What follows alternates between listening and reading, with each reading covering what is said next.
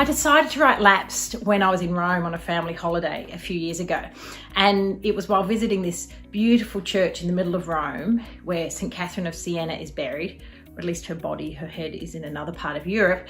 I was there. I couldn't see my daughter. My 6-year-old daughter wasn't standing next to me as she had been a few moments before. When I turn around, I find her praying in a pew. I'd never seen her pray before. She wasn't baptized. I think she was still confusing Jesus with Santa Claus, which was in complete contrast to my own childhood. I was brought up thoroughly Catholic. I had an absolute devotion to our Lord. I wanted to be a nun. I was the perfect Catholic girl. And I thought I'd left all that behind. And then suddenly, decades later, I'm standing in the church with my very secular children and my daughter telling me that no, this time she wants to be Catholic. So I thought I need to look at this and why I'm finding her decision to suddenly become religious so confronting.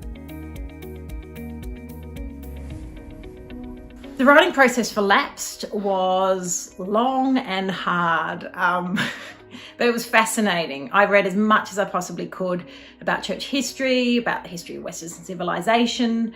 I spoke to theologians, canon lawyers, lapsed Catholics, former Catholics, angry Catholics, Catholics. And I would find myself going down these rabbit holes. So when I was researching Jesus, I spent months reading everything I possibly could about him, and I would climb down these rabbit holes and be stuck there. And with Jesus, I was with him for a long time, and I had to move away from him to move on to the next topic. I was absolutely intrigued by a whole lot of church history. I ended up thinking for a time, oh, maybe I should be a biblical scholar. I have since moved on from that.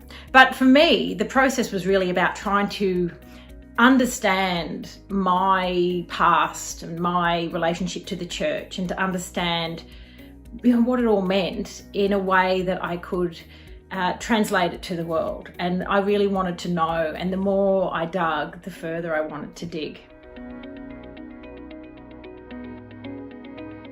I hope, number one, that they laugh. I wanted to write a funny book. It's a serious topic, and it was a hard topic, and some of the material in the book was really difficult to grapple with. But most of all, I thought I want this to be a good read. The Catholic Church and the Catholic history of Catholicism is actually quite funny. It sort of writes itself at times. There's all these saints and mystical happenings and foreskins of Christ. And I thought I wanted to throw that all in there so that people came along with me. But I also wanted to make a really serious point. And I hope that readers of the book will laugh, but will also think, because maybe most of all, I really wanted people to start a conversation about what it is to be lapsed as a Catholic. I wanted people who know lapsed Catholics to maybe understand them a bit better. And I wanted us to ask, well, who are we and what's all this about?